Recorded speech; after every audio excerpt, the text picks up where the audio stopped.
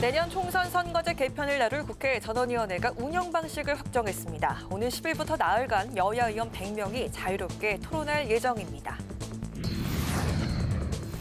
국민의힘 김기현 대표가 국회의원 정수를 최소 30석 이상 줄일 수 있다며 국회의원 감축 논의를 공식 제안했습니다. 민주당 박홍근 원내대표는 임기에만 영합하는 무책임한 모습이라고 비판했습니다. 국회 국방위에선 일본 후쿠시마 오염수 방출이 우리 해군에 미칠 영향을 놓고 여야가 공방을 벌였습니다. 이종석 국방부 장관은 현재 점검 중에 있다고 밝혔습니다. 대기자의 선으로 분석해보는 정가동향, 목요정책클럽, 기자, 대기자. 4.5 재보궐선거 결과를 두고 셈법이 복잡해진 여야 상황을 비롯해 본격적인 전원위의 선거제 개편 논의를 앞두고 의원수 감축 카드를 꺼낸 김기현 대표 등 오늘의 전국 현안을 짚어보겠습니다.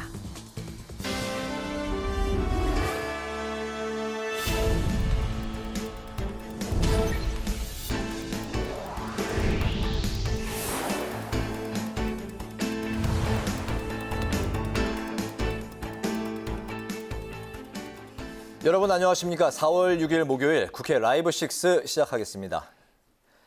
내년 총선에 적용할 선거제 개편을 위해 19년 만에 국회 전원위원회가 열렸는데요. 오는 10일부터 나흘 동안 열리는 회의에서 여야 의원 100명이 발언에 나서는 등 난상 토론을 통해 의견을 수렴합니다. 하지만 김기현 국민의힘 대표는 전원위를 앞두고 의원 정수를 줄여야 한다고 주장해 앞으로 진통이 예상되고 있습니다. 보도에 남수재 기자입니다. 내년 총선에 적용할 선거제 개편안 논의가 다음 주부터 본격 논의됩니다. 국회 전원위원회는 오는 10일부터 13일까지 회의를 열고 여야 의원 100명이 발언에 나섭니다. 정당별 의석 비율에 따라 더불어민주당 54명, 국민의힘 38명, 정의당 4명, 시대전환과 기본소득당 각 1명, 무소속 민영배, 양정숙 의원 등으로 배분됐습니다. 2차와 3차 회의에는 여야 의원 28명이 각 7분씩 발언하고 4차 회의도 똑같이 진행하되 전문가와의 질의응답도 예정되어 있는데 오후 2시부터 시작됩니다. 마지막 5차 회의는 오전 10시부터 여야 의원 20명이 각 5분씩 발언하고 오후 2시에 본회의를 진행합니다. 전원위는 국회 정치개혁특별위원회에서 채택한 3가지 결의안을 중심으로 토론을 벌이며 국회 방송에서 생중계됩니다. 먼저 도농복합형 중대선거구제와 권역별 병립형 비례대표제는 도시지역을 3에서 5인 선거구로, 농어촌은 소선거구제로 치르고 비례대표는 권역을 나눠 지역구 의석수와 상관없이 비례대표 정당 득표율로 의석수를 정하는 겁니다. 소선거구제와 권역별 준연동형 비례대표제는 지역구는 현행대로 선거를 치르고 비례대표는 권역을 나눠 정당 득표율과 연동해 배분하는 방식입니다. 개방명부식 대선거구제와 전국 병립형 비례대표제는 지역구는 4에서 7인을 선출하는 대선거구제를 도입하고 비례대표 의석은 전국구 병립형으로 선출하는 방식입니다. 3가지 결의안 모두 의석수는 현행 300석을 그대로 유지하기로 했습니다. 김영주 전원위원장은 현재 양당 제도의 폐해, 위성정당 출연 문제 등을 해소할 수 있도록 충분한 논의의 장을 만들겠다고 밝혔습니다. 그런데 의정 정수를 줄여야 한다는 주장이 제기됐습니다. 김기현 국민의힘 대표는 국민은 의원 정수를 줄여야 한다고 요구하고 있다며 전원위에서 논의할 필요가 있다고 밝혔습니다. 최소 30석 이상 줄일 수 있다고 봅니다. 국회에 대한 신뢰가 회복되지 않고 있는 마당에 신뢰 회복을 위한 특권 내려놓기조차 없이 선거제도만 개편하자는 것은 국민들에 대한 예의가 아니라고 생각합니다. 반면 더불어민주당은 인기 영합적 발언이라며 국민의힘 공식 입장인지 되물었습니다. 실제로 인기 영합주의로 이번 선거법 개혁에 대한 의지의 예봉을 다 꺾으려고 하는 것인지 매우 궁금합니다. 전원위에서 논의될 3가지 결의안도 의원 개개인의 이해관계가 첨예하게 얽혀 있는 데다 여야가 의원 정수 문제로 신경전까지 벌이면서 토론 과정에 난항이 예상됩니다. 국회 방송 남수지입니다. 국방위원회에서 여야가 일본 후쿠시마 원전 오염수 방출 문제를 놓고 공방을 벌였습니다. 야당은 바닷물을 생활수로 이용하는 해군이 위험에 노출될 것이라고 우려했고 여당은 근거 없는 반일물이라고 반발했습니다. 강민지 기자입니다. 북한 동향 등을 보고하기 위해 열린 국방위 전체 회의에서도 일본이 올해 상반기 중 해양에 방류할 예정인 후쿠시마 원전 오염수 문제가 쟁점이 됐습니다. 더불어민주당은 오염수가 방류될 경우 해수를 정수해 먹는 우리 해군이 직격탄을 맞을 것이라며 해군의 방사능 노출 피해 가능성을 지적했습니다. 바닷물로부터 생활수를 얻어내는 장치인 조수기가 방사성 물질을 걸러낼 수 없다는 주장입니다. 후쿠시마 오염수가 방출되면 본위원이 판단하기에 가장 위험에 노출되고 직격탄을 받는 것이 우리 해군입니다. 우리 해군들이 오염수가 방출이 되면은 그 오염수를 그대로 먹는다는 얘기입니다. 국민의힘은 과거 광우병 논란 등을 거론하며 후쿠시마 오염수 문제도 근거 없는 괴담이라고 반박했습니다. 또 일본 방류는 문재인 정부에서 결정됐던 사안이라며 민주당이 이제 와서 반일몰이를 하고 있다고 목소리를 높였습니다. 광우병 괴담이 돌았었는데 미국산 쇠고기 먹고 죽은 사람이 전 세계에서 한 명이라도 있어요? 여러분들 정부에서 모든 조치를 다 했고 그거 이어서 하고 있는 거예요. 정권 뺏기니까 이제는 이거 가지고 그렇게 반일몰이 해도 됩니까? 이에 이종석 국방부 장관은 후쿠시마 오염수가 우리 해군 함정 활동에 미칠 영향을 점검하고 있다고 설명했습니다. 현안 보고에선 국방부로부터 북한의 7차 핵실험 가능성도 제기됐습니다. 북한이 핵탄두 대량 생산과 전력화를 위해 기술 검증 차원에서 언제라도 7차 핵실험을 강행할 수 있다는 설명입니다. 이에 국방부는 한미 공조를 통해 강력한 대응 의지를 보여줄 수 있는 군사적 대응 방안도 마련하고 있다고 강조했습니다. 긴밀한 한미 공조를 통해 확장체 실행력을 제고하고 한국형 삼축 체계의 능력과 태세를 확충함으로써 북핵 위협에 대한 억제 및 대응 능력을 강화해 나가고 있습니다. 국방부는 또 이번 달 중 실장급 한미일 안보회의가 열린다고 밝혔습니다. 작년 캄보디아 한미일 정상회담에서 북미사일 정보 실시간 공유를 합의한 만큼 북한의 미사일 대응에 대한 논의가 오갈 것으로 보입니다. 한편 광주 군공항 이전 비용을 국가가 지원할 수 있도록 하는 광주 군공항 이전 특별법이 오늘 국방위에서 의결됐습니다.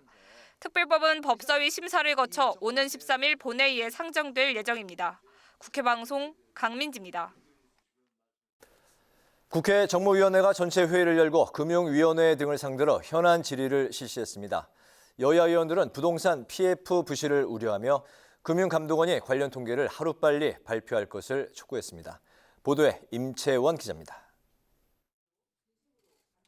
여야 의원들은 증권사나 저축은행 등이 부동산 프로젝트의 사업성, 수익성을 담보로 대출해주는 부동산 PF 부실을 우려했습니다.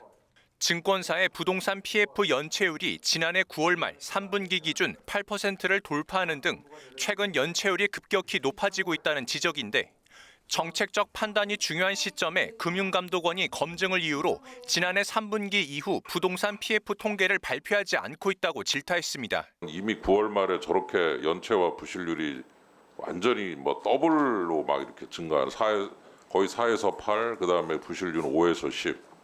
그럼 이제 무슨 숫자가 나올지 거꾸로 좀 접근을 해야 되는 게 아닌가. 그러니까 이게 지금 숫자가 무시무시해서 부동산 PF 작년 4분기 자료 연체율 잔액 이런 것들 좀 달라고 요청을 했었습니다. 근데 계속 답을 어제까지 주겠다고 말을 안 하시고 계속. 다만 이제 의원님 아시다시피 이게 그 PF 사업장이 이제 금융회사 관계된 것만 해도 전국에 한 3,200개가 넘지 않습니까? 그리고 워낙 많은 금융회사가 돼 있으니까. 이 밖에 여당은 은행권이 예금 보험료와 지급 준비금을 대출 가산금리에 반영하는 것은 불합리하다는 감사원의 지적과 관련해 후속 대책을 주문했습니다. 은행권이 지난 5년간 무려 4조 6천억 원에 달하는 비용을 금리에 반영해 대출자에게 전가했다고 비판했습니다. 이제 예금 보험료와 지급 준비금을 대출자인 국민에게 전가해서 더 받아간 이자가 지난 5년간 얼마인 줄 아세요? 4조 6천억에 달해. 이거를 국민들에게 전가하는 게 어디 있습니까? 야당은 최재해 감사원장의 호화 관사 문제를 조사할 전현희 국민권익위원장의 직무 회피 신고와 관련해 공직 기각 문제를 제기했습니다. 전 위원장의 회피 의무는 없다는 주장에 대해 일부 권익위 부위원장들이 이해충돌 상황에 있기 때문에 회피 의무가 있다고 반박 성명을 낸 겁니다. 공식 입장이라고 봐도 무리가 없을 텐데 이에 대해서 부위원장들이 반박하는 또 성명서를 냈더라고요. 이게 무슨 콩가루 집안도 아니고 어떻게 이런 일이 가능합니까? 이게 심각한 공직기강 문란 아닌가요? 전현희 권익위원장은 주무부서로부터 직무 회피 의무가 없다는 검토를 받았다며 내부 문제가 논란이 된 데 대해 송구스럽게 생각한다고 밝혔습니다. 국회 방송 임천입니다. 국회 운영위원회는 전체 회의를 열고 국회법 개정안을 비롯한 법률안과 국회 규칙안을 처리했습니다. 국회법 개정안은 여야의 초당적 입법 활성화를 위해 다른 교섭단체의 의원이라도 3명 이내 범위에서 공동으로 법안을 발의할 수 있도록 공동대표 발의 제도를 도입하는 내용입니다. 또 국회 사무처 내 세종의사당 추진단을 신설하는 국회 사무처 직제 개편안도 처리됐습니다.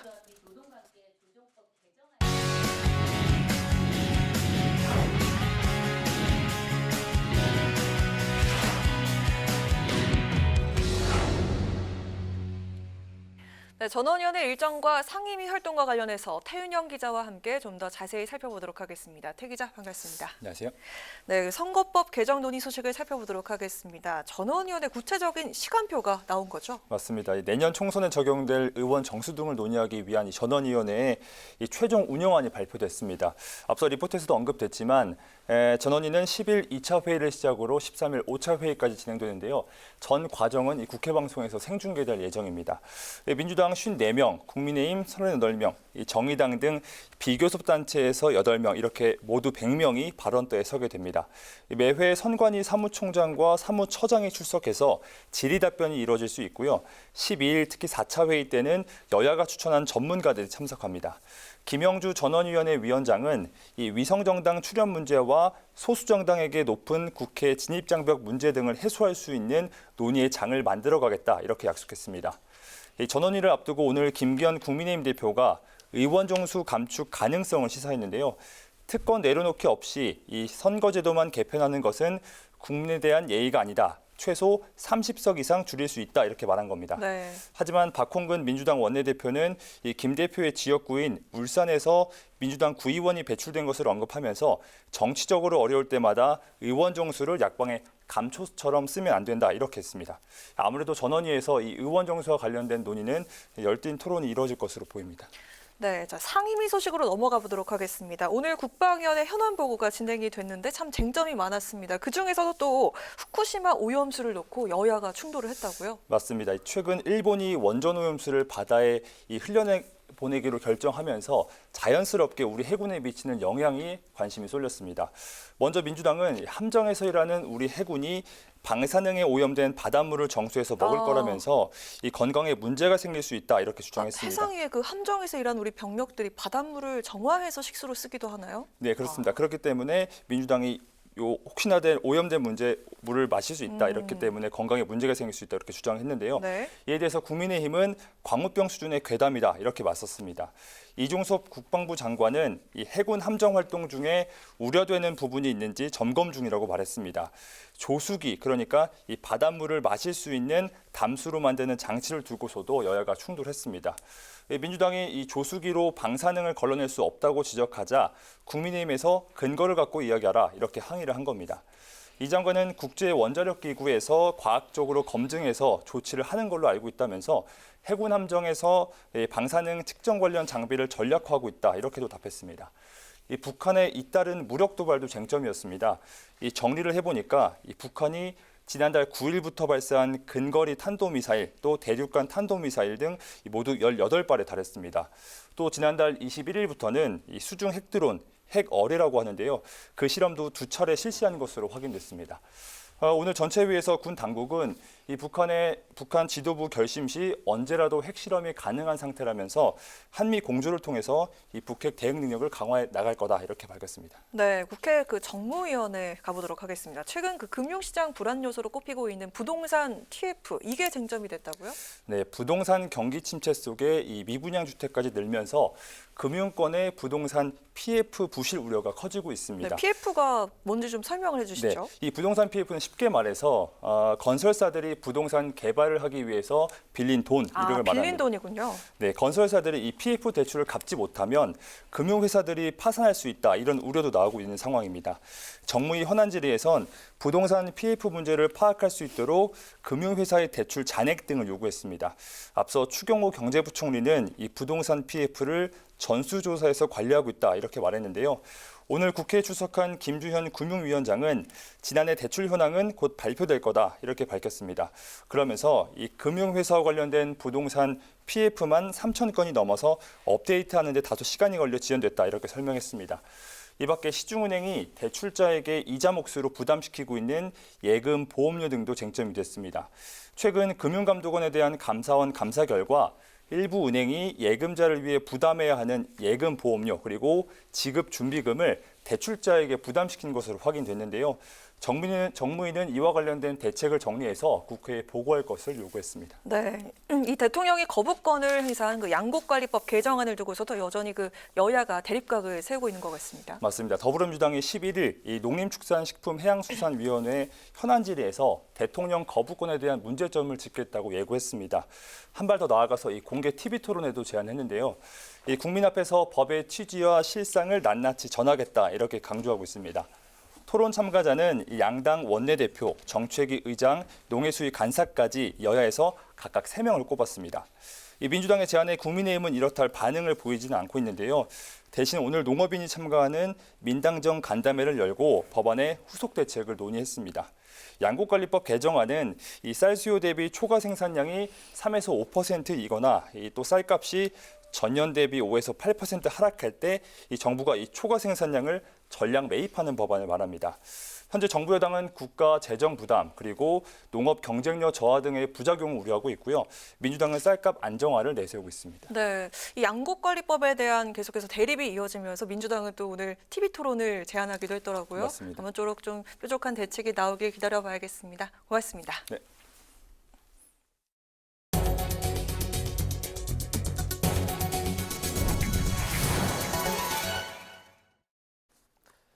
새 원내대표 선출을 앞두고 국민의힘 주호영 원내대표가 오늘 퇴임 기자회견을 가졌는데요. 주 원내대표는 새 원내 지도부에게 편가르지 말고 화합해달라고 당부했습니다. 더불어민주당 의원 4명은 일본 후쿠시마 원전 오염수 문제에 항의하기 위해서 일본으로 출국했습니다. 여야 소식은 홍혜진 기자가 전합니다. 주호영 원내대표가 퇴임 기자회견에서 6개월간의 소회를 밝혔습니다. 주 원내대표는 예산안의 연내 합의 처리 등을 성과로 민주당의 입법 폭주를 막지 못한 것 등은 아쉬운 점으로 꼽았습니다. 이어 새 원내 지도부를 향해 화합과 소통을 최우선에 두고 민생을 살펴달라고 당부했습니다. 화합하고 단결하면 엄청난 힘을 낼 수 있지만은 아무리 큰 조직도 분열하고 불화하면 조직이나 국가나 폐망하는 경우를 많이 봐왔지 않습니까? 지난해 9월 선출된 주 원내대표는 중도 사퇴한 권성동 전 원내대표의 자녀 임기만 수행하겠다고 밝히면서 오늘 퇴임하게 됐습니다. 국민의힘은 내일 의원총회를 열고 김학용, 윤재욱 의원 중 차기 원내대표를 선출합니다. 더불어민주당은 연일 후쿠시마 오염수 방류 가능성을 제기하며 정부를 압박하고 있는 가운데 오늘 위성곤, 양이원영, 윤영덕, 윤재갑 의원이 직접 후쿠시마를 찾았습니다. 일본을 방문한 민주당 후쿠시마 오염수 대응단은 일본 내 시민사회, 전문가 그룹을 면담하고 도쿄전력 본사를 방문했습니다. 대응단은 일본 측에 해양 생태계 파괴와 수산업 피해 등에 대한 우려를 전달하고 원전 오염수의 안전성을 규명할 자료 제출을 요구했다고 밝혔습니다. 하지만 대응단은 당초 계획했던 도쿄전력과의 면담과 현지 정치인들과의 만남이 무산되면서 방문 실효성엔 의문이 제기되고 있습니다. 이에 민주당은 정부가 원전 오염수 방출에 대한 국민적 우려를 불식시키지 못하고 있어 이를 일본에 직접 전달하는 것이 중요하다고 강조했고 국민의힘은 대통령실이 후쿠시마산 수산물 수입 계획이 없다고 밝혔는데도 허위 사실을 퍼뜨리며 일본에 간 것은 국익을 해치는 행동이라며 비판했습니다. 국회 방송 홍혜진입니다. 여야가 대학생에게 아침밥을 1,000원에 제공하는 1,000원의 아침밥 정책 확대에 힘을 모으기로 했습니다. 박대출 국민의힘 정책위 의장은 대학생 복지 향상에 여야가 협력하자는 공문을 민주당이 보냈다며 환영의 뜻을 밝히고 전체 대학으로 지원을 확대하고 급식의 질을 높이는 방안을 검토 중이라고 회신했다고 말했습니다. 김민석 더불어민주당 정책위 의장은 민주당 모든 의원과 광역기초단체장 등이 앞장서 전국 모든 대학생에게 1,000원의 아침밥 주기 운동에 나서고 학기뿐 아니라 방학까지 챙기겠다고 밝혔습니다. 항공우주기술경쟁과 우주전쟁의 위협이 고조되는 상황에서 국가 안보의 핵심 요소인 항공우주 역량을 강화해야 한다는 목소리가 나왔습니다. 정우택 국회 부의장은 최근 위성과 우주체 발사가 급증하고 인공위성과 통신망 복원 문제가 대두되는 만큼 한국도 항공우주 기술에서 우위를 차지해야 한다고 강조했습니다. 조황희 국가우주정책연구센터장은 우주 자산의 안전성을 강조하며 민간 기업이 위성 설계 단계에서부터 우주 사이버 공격에 대비할 수 있도록 안보 가이드라인이 필요하다고 밝혔습니다.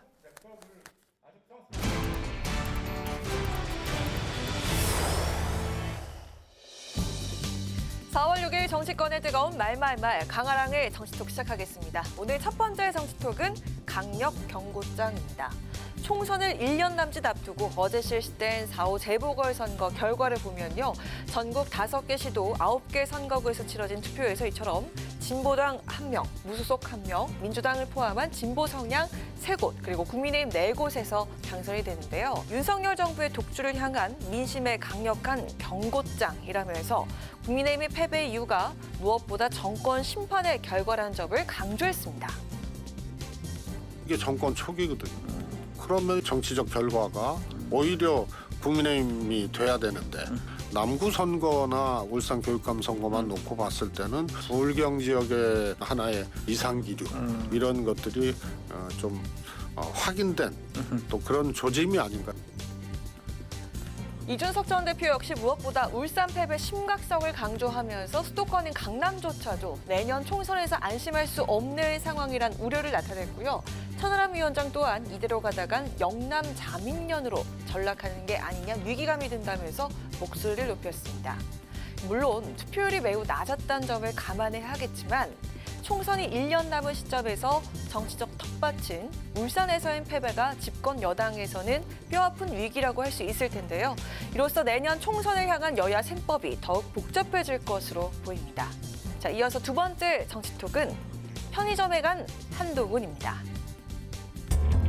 최근 온라인 커뮤니티에서 화제가 되고 있는 웹툰입니다. 바로 한동훈 장관 특유의 화법을 풍자한 편의점에 간 한동훈이란 제목의 웹툰인데요.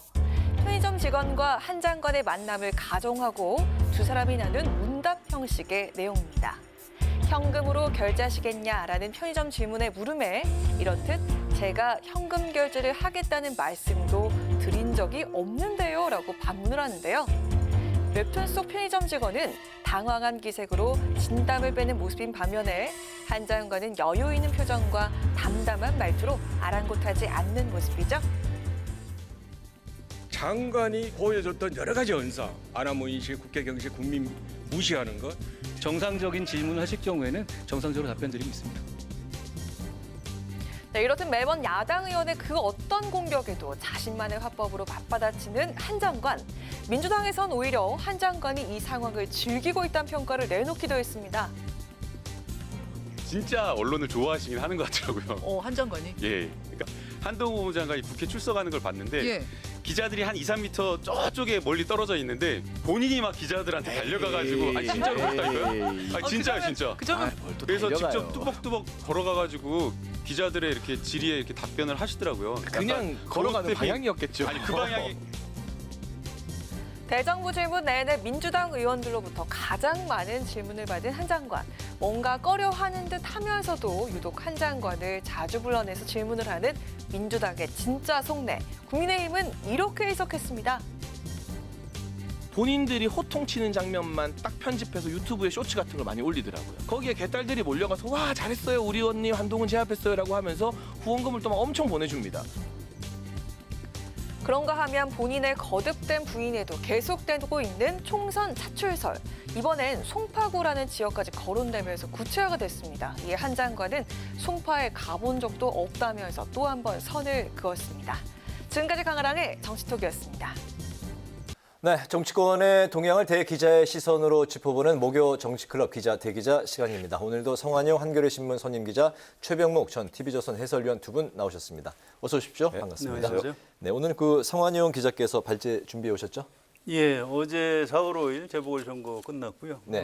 그다음에 오늘 갑자기 김기현 대표가 국회의원 숫자를 줄이자고 제안을 했어요. 네. 그 두 가지가 사실은 별도 의제가 아니고 연결이 좀 돼 있습니다. 그래서 그 두 가지를 가지고 오늘 얘기를 해보면 될 것 같습니다. 네, 더불어서 좀 들어보도록 하겠습니다. 먼저 최 의원. 뭐 잘 아시다시피 이게 전북 전주을 같은 경우는 뭐 물론 이제 윤석열 대통령이 얻은 표가 반토막이 났다 뭐 이런 얘기죠. 그러나 대통령 선거에서 얻은 표와 그다음에 그 국회의원 그 재선거에서 얻는 표, 뭐 이거는 좀 상당한 차이가 있는 건 사실이고요. 그러나 이제 최근 여러 가지 상황 때문에 윤석열 대통령의 국정운영 지지율이 사실은 그 부정평가율이 워낙 높잖아요. 뭐 이런 거에서도 전혀 피할 수 없었을 것이다. 저는 이렇게 생각을 하고요. 네. 뭐 국민의힘이 그 공천을 하긴 했습니다만은 그중에 민주당이 공천을 안 했잖아요. 네. 그러니까 민주당이 이제 진보당과 뭐 이렇게 민주당 지지층이 나눠져 가면서 이제 진보당 그 후보가 당선이 됐는데 뭐 그거보다도 사실은 더 관심은 울산이죠. 이제 네. 기초의원 선거인데 기초의원 선거는 뭐 전체적으로 총선이나 이런 거하고 조금 다르기는 해요. 네. 왜냐하면 그 지역에서 워낙 그 열심히 뛴 사람들 그게 정당과 무관하게 당선되는 경향이 과거에도 좀 있었거든요. 네. 예를 들어서 뭐 대구에서 뭐 민주당 기초의원이 당선된다든가 과거에도 있었어요 여러 네, 차례. 네, 그렇기 때문에 좀 다르긴 하지만 어찌됐든 간에 울산이 또 김기현 대표의 출신 지역이잖아요. 네. 이런 점 때문에 이제 상당히 충격파가 있는 것으로 보입니다. 그래서 아마 내년 총선에 지금 국민의힘이 그 결코 안심할 수 없는 상황이다 하는 경고음이 울렸다. 그 정도까지는 분명히 얘기할 수 있을 것으로 보입니다. 뭐 이제 출범한 지 이제 한 1년 가까이 돼가는 윤석열 정권에 대한 정권 심판의 성격이 있다라고 해석이 가능할까요? 저는 뭐 거기까지 확대 해석할 일은 아니다 이렇게 생각을 합니다. 왜냐하면 기초의원은 이게 예를 들어서 뭐 국회의원 보궐선거라든가 이 정도가 되면 그 얘기를 충분히 할 수 있는데 기초의원 가지고 그렇게까지 확대 해석하기는 어렵다 이렇게 봅니다. 알겠습니다. 전북 전주을에서 이제 국회의원 재보궐선거 결과가 이제 진보당에서 나왔고 이제 교육감 울산에서 교육감도 진보 성향의 후보자가 됐고 그렇게 여러 가지 요 상황이 정권 심판이다 아니면 양당에 대한 또 이제 경고 성격이 있다 이제 분석이 나오고 있는데 그 성 의원께서는 어떻게 보세요? 글쎄요, 뭐 제가 하는 것보다 이 국민의힘 그 전당대회에 출마했던 천하람 당협위원장의 분석이 재밌더라고요. 어떻게 나왔습니까? 그래서 그걸 좀 가지고 왔는데요. 네. 이분 뭐 얘기 간단합니다. 그 전주을에서 지난번 대선 때 얻은 득표율이 절반밖에 안 됐으니까 이거 문제가 있다는 거고요. 네. 이게 이제 그 전에 김종인 위원장하고 이준석 대표 체제에서 이 호남의 민심을 얻기 위해서 굉장히 노력을 많이 했는데. 네. 그 광주에 가서 무릎도 꿇고 그랬죠. 그래서 이제 그나마 호남에서 조금 국민의힘 보수 정당에 대해서 좀 마음을 좀 여는 듯 했는데 이번에 다시 다쳐버렸다. 거꾸로 갔다. 네. 그 동안에 그 호남의 민심을 얻기 위한 우리 당의 노력이 물거품이 됐다. 이제 이런 부분이 있고요. 또 한 가지는 이제 잘못하면 선거 결과를 보니까 국민의힘이 영남 자민련 그러니까 이 정치인들이 가끔 쓰는 표현인데요. 자민련이 과거에 이제 충청도를 중심으로 있다가 소멸한 지역 정당입니다. 전형적인. 네. 그래서 이제 영남 자민련이 되는 것 아니냐. 영남에 한정된 정당이다라는 그런 의미겠죠. 예. 이제 이렇게 걱정을 했는데 울산 결과를 보니까 아니 영남 자민련도 아니고 TK 자민련. 그러니까 대구 경북만 혹시 국민의힘이 차지하는 아주 그 당세가 쪼그라드는 혹시 그렇게 총선 결과가 나오지 않겠는가라고 걱정이 된다. 이렇게 해서 아주 그 당 지도부가 정신 차려야 된다. 이런 경고를 오늘 아주 세게 내놨더라고요. 네, 그 민주당 쪽에서는 어떻게 좀 이번에 그걸 빨간 좀 뭐 경고 등이 들어왔다라고 해석될 만한 그 소지가 있습니까? 별로 없습니다. 이제 전주을에도 후보 공천을 안 했기 때문에 네. 거기 임정혜 후보가 전에 이제 민주당이었다가 탈당해서 무소속으로 나왔는데 뭐 민주당 안에서도 그렇게 크게 기대를 하지는 않았다고 합니다. 알겠습니다. 민주당도 뭐 자기들이 이겼다고 할 처지는 못하고요. 다만 이제 국민의힘 지금 집권 여당에 대한 뭐 일종의 그 경고음이 켜졌다 이런 정도로 해석하는 것 같습니다. 알겠습니다.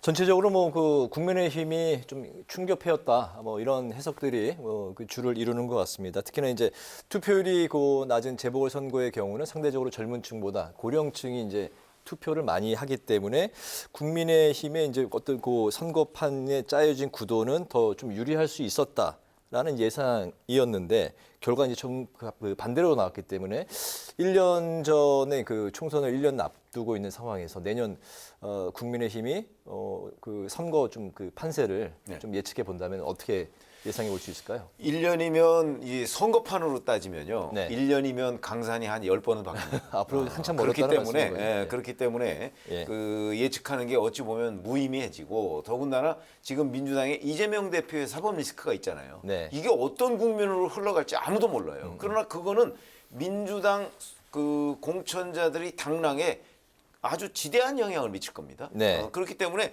그게 지금 명확해지지 않는 상황에서 내년 총선을 예측한다는 건 이제 제가 아까 무의미 얘기를 했는데 그럼에도 불구하고 국민의힘으로서는 지금 전당대회 한지 지금 한 달밖에 안 지났어요. 네. 그런데 국민의힘의 대표에 대한 뭐 이런저런 여러 가지 논란 있죠. 있고 그다음에 또 하나는 윤석열 대통령에 대한 국정운영 지지율의 긍정평가, 부정평가 아직도 부정평가율이 긍정평가의 거의 2배 가깝습니다. 그렇죠. 네. 이런 거는 굉장한 위기인 것이죠. 이건 뭐 1년 남았다든지 뭐 6개월 남았다든지 이런 차원의 문제가 아니고 국정운영의 동력을 확보하기가 쉽지가 않다. 그런 점은 저는 지금 집권당이 인정을 해야 된다고 생각하고요. 네. 만약 이런 상태가 계속되면 뭐 이재명 대표의 사법 리스크도 현재의 상황에서 그냥 계속 진행이 되고 이렇다면 내년 총선에서 국민의힘이 집권당으로서 힘을 발휘하기가 어마어마하게 어려워진다. 이것도 분명하게 자각을 해야 되는 거죠. 그런 점에서 본다면 이것을 굳이 떼서 뭐 내년 총선에 적신호가 켜졌다 이렇게 얘기하기는 저는 섣부르지만 네. 현재 처하고 있는 윤석열 대통령의 국정운영 지지율이나 집권당의 여러 가지의 현상들 이것만 봐도 내년 총선이 그렇게 그 집권당이 그 안심할 정도는 전혀 아니다. 이 정도는 충분히 얘기할 수 있을 것으로 보입니다. 네, 지금 현재로서 이제 이번 그 재보궐 선거 결과도 그렇고 국민의힘을 둘러싼 여러 가지 그 정치적 환경 상황이 총선 1년여 앞둔 상황에서 결코 전망이 밝지 않다는 말씀을 하신 것 같습니다. 지금으로선 그런데요. 네. 뭐 앞으로 잘 하겠죠. 뭐 지금 이대로 선거 치를 수 있겠습니까? 그래서 이제 이렇게 경고를 받으면 열심히 해야 되는구나 해서 이제 윤석열 대통령하고 이제 김기현 대표 이쪽에서 좀 각성을 하고 이제 중도층을 향해서 메시지를 좀 내고 네. 또 야당하고 좀 그 대화도 하고 국민 통합적으로 가면 뭐 지지율이 다시 올라갈 수 있다고 봅니다. 그래서 뭐 그렇게까지 크게 걱정할 일은 아닌 것 같고요. 근데 선거라는 게 물론 이제 잘하면 이기고 잘못하면 지는 겁니다. 당연한 건데. 한 1년 정도 남은 상태에서 지금 총선 예측하는 거는 너무 섣불러요. 그러니까 2020년 총선을 한번 생각을 해보십시오. 21대 총선. 네. 그때 이제 문재인 정부가 다 심판받을 거라고 했어요. 왜냐하면 2019년에 이른바 조국 사태, 이른바 내로남불 네. 뭐 이것 때문에 광화문에서 이제 보수우파 시민들이 많이 모여서 집회를 하고 그랬죠. 그런데 이제 코로나가 갑자기 터진 겁니다. 네. 그래서 그때 이제 황교안 대표 체제 자유한국당 당명을 나중에 이제 미래통합당으로 네. 바꿨죠. 네. 아 이제 코로나가 터졌으니까 이제 드디어 기회가 왔다. 이제 이 기회에 문재인 정권을 혼내주자 이렇게 해서 이제 코로나 총선을 치렀는데 결과는 어떻게 됐죠? 정반대로 나타난 겁니다. 이게 이 지구적 차원의 재앙인데 이걸 가지고 국내 총선에 이용해 먹으려고 하는 야당이 이제 오히려 심판을 받은 거죠. 그래서 이거 알 수 없는 거고요. 이번 총선도 내년에 이런 변수가 있어요. 부산 엑스포 2030년 이제 우리가 유치 경쟁에 들어갔는데 지금까지 사우디아라비아 리야드에 많이 뒤져 있었는데 최근에 분위기가 많이 바뀌었다고 합니다. 네. 그래서 11월에 결정이 되는데 많이 따라잡았다고 해요. 그래서 만약에 여기서 이제 현재 승산이 있는 그 정도인데 만약에 여기서 역전에 성공을 한다면 네. 또 이제 우리가 과거에도 이제 역전의 명수거든요. 올림픽도 그렇고 예. 월드컵도 그렇습니다. 그래서 이 그 대규모 엑스포를 역전 끝에 가져온다. 그러면 이건 윤석열 대통령하고 이제 현 여당 4월 총선에서 엄청난 프리미엄 2030 부산 엑스포. 그렇습니다. 부산 세계 엑스포. 그런 것들 유치. 그 결정이 언제 나죠? 올 11월에 11월 달에 네. 나게 돼 있고요. 네. 아무튼 이거 말고도 이제 윤석열 대통령이 이제 국정 성과를 잘 내면 국정 지지율이 올라갈 거고요. 또 이제 아까 최 의원 말씀하셨듯이 그 이재명 민주당 대표의 그 재판이 어떻게 되는지 네. 뭐 변수가 너무 많기 때문에 지금부터 총선 얘기하는 거는 좀 너무 섣부른 것 같습니다. 알겠습니다. 뭐 1년이 앞으로 이제 뭐 대장정이 지금부터 이제 시작이다 이제 보면 될 그러나 것 이제 같고요. 그 우리가 쉽게 이런 건 얘기할 수가 있어요. 어떤 겁니까? 그러면 쓸 수 있는 카드가 네. 여당에 많으냐 야당에 많으냐. 그거는 압도적으로 여당이 많아요. 뭐잘 아시다시피 지난 총선에서 코로나 사태가 딱 터지니까 네. 갑자기 재난지원금 얘기가 나왔어요. 그렇죠? 전 국민한테 100만 원씩 준다. 가구당. 네. 과거에 우리가 상상이나 할 수 있었습니까? 그 아마 그런 얘기 나오면 곧바로 무슨 포퓰리즘이냐, 뭐 나라 망한다 이렇게 그 지적을 받았을 거예요. 네. 근데 코로나라는 이 그 전 세계적 재앙 때문에 그리고 외국에서도 그런 일이 있고 네. 그러다 보니까 그거를 집권당이 쓴 거예요. 이런 것들이 영향을 미친다는 거죠. 그런 알겠습니다. 점에서 본다면 네. 저는 쓸 수 있는 카드는 집권당이 훨씬 많다. 그거는 분명하다 이렇게 말씀을 드립니다. 곳간에 키를 쥐고 있는 아니 꼭 곳간을 푼다는 의미보다도 여러 가지 카드라는 의미에서는 아무래도 여러 가지를 집권 여당이 많이 압도적으로 가지고 유리할 있다는 수밖에 없는 상황이다. 알겠습니다. 다음 주부터 이제 선거제도 개편을 위해서 국회 전원위원회 논의가 이제 시작이 됩니다. 국회의원 이제 한 100명이 이제 발표를 할 것으로 전해지고 있는데 그런 가운데 이제 김기현 국민의힘 대표가 오늘 의원 정수를 30명 정도 줄이자 이런 거 제안을 했습니다. 일단 뭐 어떤 셈법이 좀 깔려 있는 건지 들어볼까요? 셈법이 아니고요. 이제 국면 전환용이죠. 아까 처음에 제가 그래서 연결돼 있는 의제라고 한 겁니다. 울산이 이제 자기 지역군데 거기서 패배했잖아요. 울산 네. 시장까지 하셨는데 이제 시선 돌리기를 하는 거죠. 우리 이제 국회의원 30명 이상 줄이겠다 이런 식으로요. 어제 그러면 그 선거 결과에 대한 게 그 반영이 좀 된 건가요? 물론입니다. 그거를 국민의힘 의원들도 부정을 하진 않아요. 지금 뭐 당 지지도도 낮고 네. 전당대회 효과도 없고 또 재보선까지 지금 패배를 했는데 뭐 우리가 좀 의제를 좀 다른 얘기를 던져야 되는 것 아니냐. 그래서 미리 준비를 했다고 합니다. 네. 근데 이게 묘한 게요. 지도부의 최고위원들하고는 얘기를 안 했다고 그래요. 최고위원들이 오늘 비공개 회의에서 처음 들은 얘기라고 하고요. 또 의원들도 무슨 얘기인지 잘 몰라요. 이게 의원 숫자 줄이겠다는 얘기를 미리 하면 의원들은 난리가 나게 돼 있거든요. 네. 지금 어디를 줄이겠다고는 얘기를 안 하고 있습니다. 의도적으로 그러는 것 같고요. 다만 재보궐선거 전부터 여의도 연구원장 박수영 네. 의원, 연구원장, 예. 또 이철규 사무총장 이런 사람들만 김기현 대표하고 좀 의논을 했다고 합니다. 그래서 이제 재보궐선거 결과 나온 다음 날 아침에 전격적으로 던진 거죠. 그런데 이 국면 전환 카드도 너무 뻔히 속이 보이기 때문에 이게 효과가 있을지 잘 모르겠어요. 지금 엄청나게 욕을 먹게 돼 있습니다. 이게 사실 이게 반정치주의 포퓰리즘이에요. 국민들이 이제 정치하고 국회의원에 대해서 반감이 많죠. 그걸 이용해서 우리는 국회의원을 오히려 줄이겠다 이렇게 얘기를 하는 겁니다. 이게 정치학자들이나 전문가들은 의원 정수를 오히려 좀 늘려서 비례성하고 대표성을 높여야 된다라고 얘기하는 사람이 많습니다. 그런데 김기현 대표가 이제 의원 정수를 줄이겠다 이렇게 치고 나갔는데 이게 이제 10일부터 시작하죠. 전원위원회에서도 국민의힘 의원들의 입을 좀 묶는 그런 안 좋은 효과로 작용할 것으로 예상이 됩니다. 네, 어제 그 재보궐선거의 결과도 이제 반영이 된 여러 가지 이제 그 정치적인 의도가 이제 깔렸다. 정치 국면 전환을 위한 그런 셈법이다라고 이제 말씀을 하셨는데, 근데 그 OECD 국가에서 이제 국회의원 한 명당 본인이 이제 그 관리하는 지역 구민이 보통 이제 평균 9만 명이고, 그렇죠. 아니 우리나라가 17만 명이라고 그런 하더라고요. 거는요. 어느 나라의 사례를 우리가 도입하느냐에 따라서 많이 다릅니다. 그러니까 뭐 미국이 얼마다 뭐 이렇게 얘기하는 거하고 한국하고 정치 문화가 완전히 다르잖아요. 외국의 경우를 비교하는 건 별로 의미가 없다는 말씀이죠. 그건 아무런 의미가 없습니다. 서로 유리한 것만 끌어다 쓰는 경향이 있고. 그러나 어찌됐든 간에 국면전환용이라는 데는 저도 동의를 합니다. 그러나 이제 지금부터가 문제죠. 자, 그럼 김기현 대표가 제안을 했습니다. 저는 저 제안은 국민들로부터 환영받을 거라고 생각합니다. 그렇죠?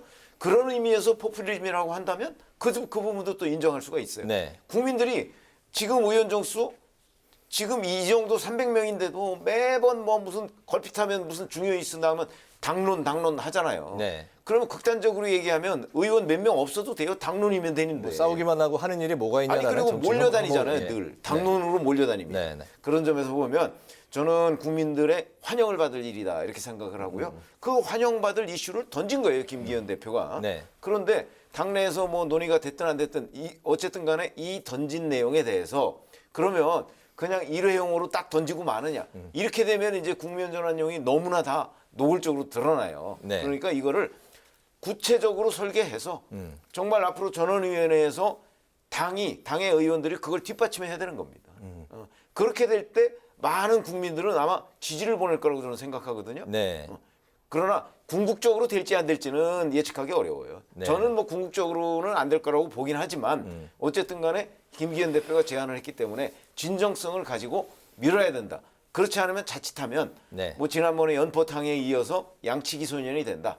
이렇게 말씀드립니다. 알겠습니다. 오늘 그 김기현 대표가 이야기가 좀 많이 나오고 있습니다. 어제 그 재보궐선거에서 지역구 울산에서 이제 패배 때문에도 나왔고 또 국회의원 정수 30명 정도 줄여야 된다라는 이제 뭐 그 선포 뭐 이런 것도 나왔고 그 최근 당내에서 여러 가지 이제 그 의원들의 그 발언 실수 이제 설화 때문에 과연 김기현 대표의 리더십이 앞으로 어느 정도 작동을 할 수 있을 것인지에 대한 뭐 지금 이게 하나의 좀 그 본격적인 실험대에 올랐다 뭐 이런 이야기들이 또 나오고 있습니다. 김기현 대표의 리더십 총선 1년을 앞두고 있고 총체적으로 이제 지휘를 해야 되는 상황에 당 기강을 제대로 잡아낼 수 있을지 어떻게 보십니까? 글쎄요, 어떻게 보세요? 김기현 대표가 되게 온화한 성격이라고요. 대선 주자인가요? 아니거든요. 대선 주자가 아니기 때문에 대표가 됐어요. 사실은 국민의힘 의원들이 무서워하는 거는 윤석열 대통령하고 용산 대통령실이지 김기현 대표를 대표로서 그렇게 뭐 리더십을 인정하거나 그렇지는 않습니다. 그런데 어쨌든 대표가 정치인을 이렇게 좀 처분할 수 있는 몇 가지 권한이 있습니다. 당 윤리위원회에다 회부를 한다든가 이제 그런 식으로 칼집에서 칼을 뽑아서 휘두를 수도 있죠. 물론 윤석열 대통령 또 대통령실 정무수석하고도 좀 의논을 해야 되겠죠. 최근에 이 여러 가지 그 쌓였죠. 좀 김재원 최고위원 또 태영호 네, 조수진 의원까지 최고위원 네. 조수진 최고위원 네. 이게 전부 다 지도부네요. 그러니까 너무 이 체면이 구겨진 겁니다. 그래서 도저히 참다 못해서 이제 오늘 이제 한마디를 하고 나섰는데 네. 사실은 오늘 같은 단호한 모습을 진작에 보였어야 돼요. 대표가 뭡니까? 당의 대표인데 좀 뒤늦은 감이 있는데요. 오늘 그런 경고는 굉장히 잘한 것 같고요. 앞으로도 당의 기강을 좀 세워 나갔으면 좋겠습니다. 네네. 어떻게 보세요? 근데 사실은 저는 김기현 대표는 태생적 한계가 있다고 보거든요. 김기현 대표가 대표가 되는 과정을 네. 사실은 전 국민이 지켜봤어요. 그렇죠? 민심과 당심을 적절히 섞어서 그 하던 투표 방식 다 당심 100%로 바꿨죠. 네. 그다음에 나경원 전 의원 나오려고 하니까 못 나오게 했죠. 그다음에 뭐 안철수 전 대표, 안철수 의원도 나오려고 하니까 거기에 또 온갖 용산 대통령실에서 공격을 했죠. 그 가운데 탄생한 대표가 바로 김기현 대표예요. 그러면은 당내에서 김기현 대표의 그 우리가 왜 리지티머시라고 해 정통성 이런 부분을 다 알아요. 왜냐하면 용산 대통령실이 만든 대표다 이걸 다 안다는 거죠. 네. 그렇게 되면 김기현 대표에 대한 권위가 서질 않아요. 그렇기 때문에 김기현 대표는 그 권위를 세우기 위한 작업을 했어야 되는 건데 한 달 동안 그 작업을 하지 않았어요. 그렇기 때문에 지금 당내에서든 밖에서든 집권당의 의사결정 구조의 핵심은 용산에 있지 당에 있지 않다 이렇게 보는 거죠. 이 부분에 대한 그 어떤 권위 확립 이 기간이 필요한 거예요. 그러니까 예를 들어서 그런 기회를 보다가 뭐 누구 최고위원이나 누가 뭐 실언으로 문제가 생겼다. 그러면 단호한 조치를 하면 그 기강이 서는 거죠. 그것도 지금 다 늦췄잖아요. 제대로 못했잖아요. 그렇기 때문에 앞으로도 김기현 대표가 그런 이렇게 말로 뭐 경고하는 거 말고 네. 실질적으로 본인의 권위를 세우기 위한 정통성을 확립하기 위한 어떤 조치를 실행에 옮기기 전에는 네. 이 권위를 회복하기 어렵다. 저는 그렇게 봅니다. 일단 오늘 김 김재원 수석 최고위원이죠. 네. 그분 한 달 동안 최고위원에 나올 수가 없게 돼 있습니다. 뭐 스스로 그렇게 한 거죠? 뭐 스스로 했는지 네. 저는 그렇게 보진 않아요. 아마 당에서 그 스스로 그렇게 하는 걸로 좀 정리를 하자 이랬을 가능성이 높은데 어쨌든 1등으로 당선된 최고위원이 최고위원회에 참석하지 못할 정도면 네. 정치적으로 타격이 큰 겁니다. 김재원 최고위원이 내년 총선 공천 받을 수 있을까요? 쉽지 않습니다. 이제 이런 게 무서운 거죠. 물론 김기현 대표도 중요하지만 원래 이제 보수가 특히 여당일 때는 이 대통령을 등에 업은 당 대표가 굉장히 무서운 겁니다. 그래서 김기현 대표 뒤에는 윤석열 대통령이 있다는 거를 국민의힘 최고위원들이나 의원들이 한시도 잊으면 안 될 것 같습니다. 알겠습니다. 다음 이제 이슈가 후쿠시마 오염수 논란에 대해서 이제 살펴보겠습니다. 그 민주당이 이제 후쿠시마 원전 오염수 대응단 4명이 일본 그 도착을 해서 2박 3일간의 일정이 이제 들어갔습니다. 이를 두고 이제 뭐 도쿄전력 또 이제 그 관계자를 만나지 못하고 또 뭐 일본 의원들도 만나지 못하고 여러 가지 이런 그 상황 때문에 이게 실의가 없는 방문이 아니냐, 정치적 좀 그 의도만 깔린 그런 방문이 아니냐라는 비판과 방문 자체가 압박이 될 수 있다 이렇게 민주당 쪽에서 주장하고 있는데 두 분은 어떻게 보십니까?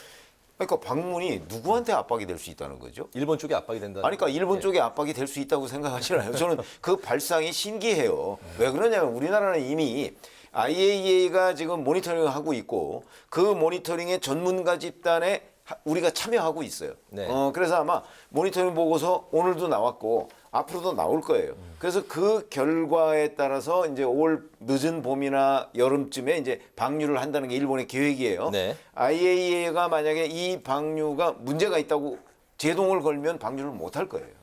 그러니까 우리가 이미 참여하고 있고 네. 거기에 전문가 집단에 그다음에 우리가 외교적으로도 끊임없이 지금 얘기를 하고 있어요. 근데 민주당은 윤석열 정부가 아무것도 하지 않고 있다.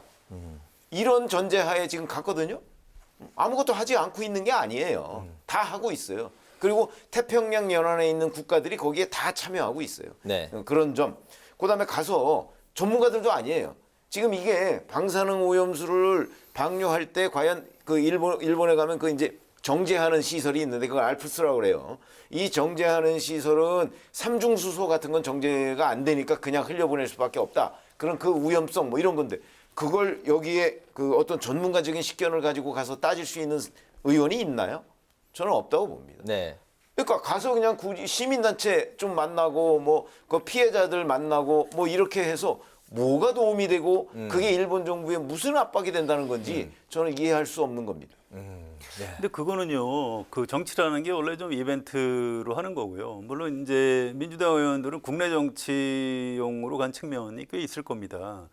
그런데 어쨌든 일본 언론에서도 한국의 야당 의원들이 와서 뭐 이런저런 뭐 압력을 행사하고 갔다라고 이제 알려지게 돼 있는 거예요. 이거는 저는 좀 역할 분담으로 했으면 좋겠어요. 우리 정부나 여당에서도 민주당을 뭐 이렇게 욕을 할 게 아니고 네. 참 야당이 이렇게까지 반대하는데 그나마 우리가 중심을 잘 잡고 하고 있으니 일본 정부 당신들 똑바로 하시오. 뭐 이런 식의 카드로 활용할 수 있는 여지가 있을 겁니다. 그래서 네네. 이걸 꼭 그렇게 또 야당 의원이라는 게 이런 중요한 이슈에 대해서 뭔가 역할을 하고 싶어 해요.